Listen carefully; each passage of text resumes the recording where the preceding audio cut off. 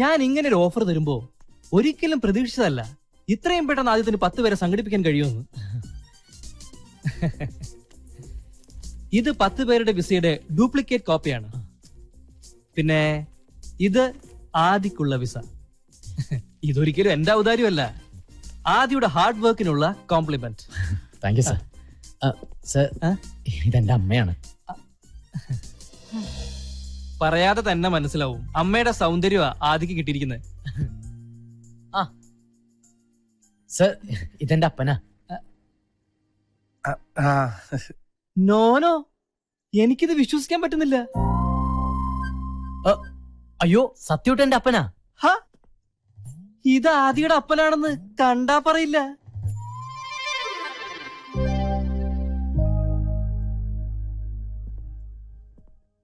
ഈ പ്രായത്തിൽ ഇത്രയും മുതിർന്ന മകനോ? ആദിയുടെ ഫാദർ വളരെ യങ് ആണ്. Anyway, you are lucky. Aadi, ഇപ്പൊ വരാപ്പാ. അവന് പോകാനുള്ളതെല്ലാം ശരിയായി. ഇപ്പൊ സന്തോഷിക്കല്ലേ വേണ്ടത്? എന്നിട്ടെന്താ ഇങ്ങനെ മുഖം കറുപ്പിച്ച്? അതിന് എന്റെ മുഖം വെളുത്തിട്ടല്ലോ ലക്ഷ്മി. അവനൊരു നല്ല ഭാവി ഉണ്ടാവണം തന്നെ എന്റെയും പ്രാർത്ഥന. പക്ഷേ നമുക്കിടയിൽ അവനില്ലാത്തൊരു ദിവസത്തെ കുറിച്ച് എനിക്ക് ചിന്തിക്കാൻ പോലും പറ്റണില്ല.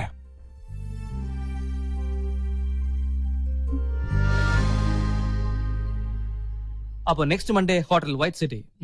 Okay sir.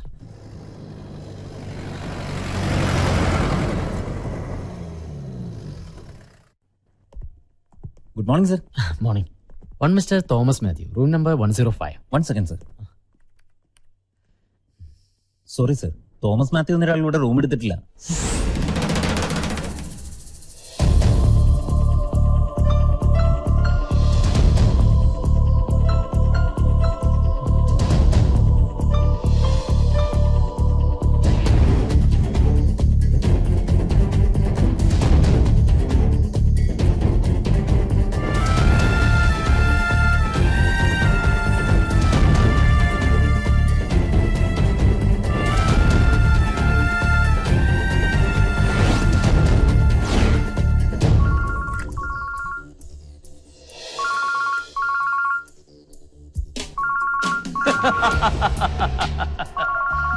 അവനാ ആന്റണി ആദിത്യവർമ്മ.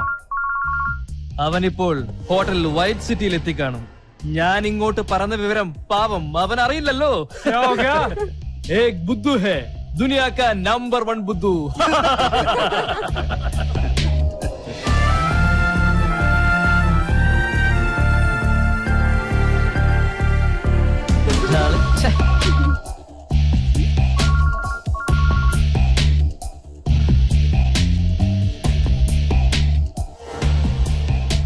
ആന്റണി ആദിത്യവർമ്മ.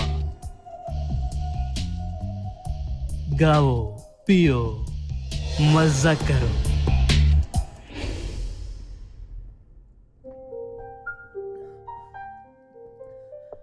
എടോ, ദിവസവും നമ്മൾ പത്രങ്ങളിലൂടെയും ചാനലിലൂടെയും ഇതുപോലുള്ള നിരവധി ചീറ്റിങ്ങൾ അറിയുന്നുണ്ട്. എന്നിട്ടും നിന്നെ പോലൊരാൾ അവന്റെ വലയിൽ വ്യാജ മേൽവിലാസവും മരിച്ചുപോയ ഒരാളുടെ പേരിലുള്ള മൊബൈൽ ഫോണും അവൻ നിന്നെ സമർത്ഥമായി കബളിപ്പിച്ചിരിക്കുന്നു. സാറിന് എന്തെങ്കിലും ചെയ്യാൻ പറ്റുമോ? ആദിത്യ, നീ തന്ന പരാതിയിന്മേൽ അന്വേഷണം നടക്കും. ഇനി അവൻ പിടിക്കപ്പെട്ടാലും അവന്റെ പേരിൽ സ്വത്തില്ലെങ്കിൽ അവന് കിട്ടാൻ പോകുന്നത് കുറച്ചു കാലത്തെ ജയിൽവാസം. അതുകൊണ്ടൊന്നും നീ മീഡിയേറ്ററായി വാങ്ങിക്കൊടുത്ത 40 ലക്ഷം രൂപയുടെ ഉത്തരവാദിത്വത്തിൽ നിന്ന് നിനക്ക് ഒഴിഞ്ഞു മാറാൻ പറ്റുമോ?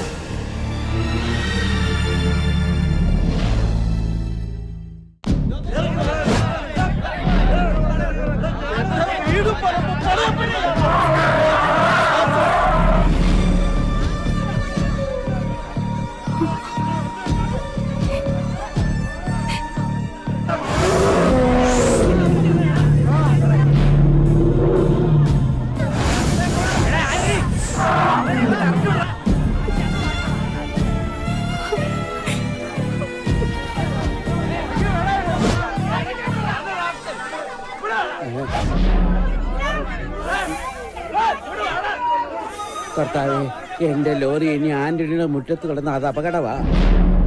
എടുത്ത് മാറ്റിക്കളയാം. ഇനി അവൻ ഈ വളയം പിടിക്കണ്ട.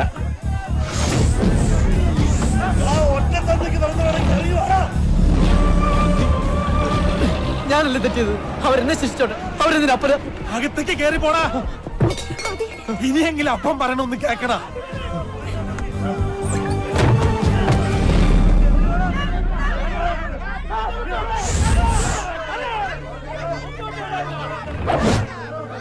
മതി, നിർത്ത്. ഇനിയൊന്നും പറയരുത്. ആരെയും കണ്ണടച്ച് സ്നേഹിക്കുകയും വിശ്വസിക്കുകയും ചെയ്യുന്ന ഈ ആന്റണിയുടെ മകൻ ഒരു അബദ്ധം പറ്റി. എല്ലാരും അവനോട് ക്ഷമിക്കണം. അവനെ ശപിക്കരുത്.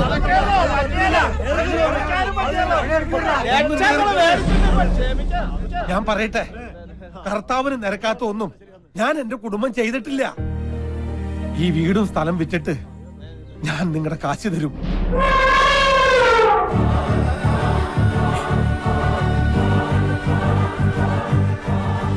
ആന്റണി വെറുമാക്ക് പറയാറില്ല.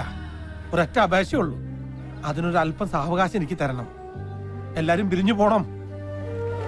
ആന്റണി പറഞ്ഞോണ്ട് പോവാ. മാറ്റങ്ങളാ.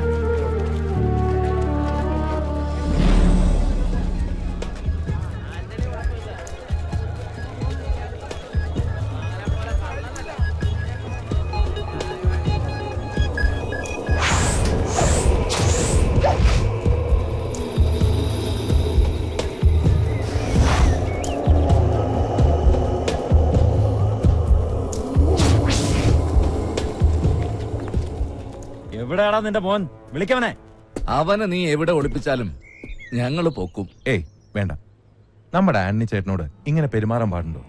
ഒന്നുമില്ലെങ്കിലും 5 കാശ് പ്രതിഫലം വാങ്ങാതെ നാട് റോഡിൽ വെച്ച് നല്ല നാടൻ പാട്ടും നാടൻ തല്ലും കാഴ്ചവെച്ച വലിയൊരു കലാകാരനാണ് ഇദ്ദേഹം. കലാകാരന്മാരെ ബഹുമാനിക്കണ്ടേ? ആദിത്യനെ കാണേണ്ട ആവശ്യം എനിക്കില്ല. കാരണം ഇടപാട് നമ്മൾ തമ്മിലായിരുന്നല്ലോ. 4 ലക്ഷം രൂപ എന്നോട് വാങ്ങിയത് ആന്റണിയാ. അല്ലേ ആന്റണി? അതെ. കേട്ടോടാ, ആന്റണി സത്യസന്ധന. ആന്റണിയുടെ വാക്ക് വിശ്വസിച്ച് കാശ് കിട്ടാനുള്ളവന്മാർ ഇവിടെ നിന്ന് ഇറങ്ങിപ്പോയത് വെറുതെ അല്ലെന്ന് ഇപ്പം മനസ്സിലായില്ലേ? നിങ്ങളുടെ കാശ് ഞാൻ പെട്ടെന്ന് തരാം. ആ, എന്നാ പെട്ടെന്ന് തന്നേക്ക്. ഞങ്ങൾക്ക് പോകാൻ തിരക്കുണ്ട്. ഇവർക്കൊക്കെ ഒരുപാട് ജോലി തിരക്കുള്ളതാ. എനിക്ക് കുറച്ച് അവധി തരണം. അവധി തരാൻ ഞാൻ നിന്റെ മേലുദ്യോഗസ്ഥനൊന്നും അല്ലല്ലോ ആന്റണി. നടക്കുന്ന കാര്യം ഞാൻ തന്നെ പറയാം. നിന്റെ ആനയെ ഞാൻ എന്റെ വീട്ടിലേക്ക് കൊണ്ടുപോവാ. ഇനി മാടമ്പാട്ട് തറവാട്ട് മുറ്റത്ത് നിൽക്കട്ടെ. എന്തേ അടങ്ങി നിക്കടാ.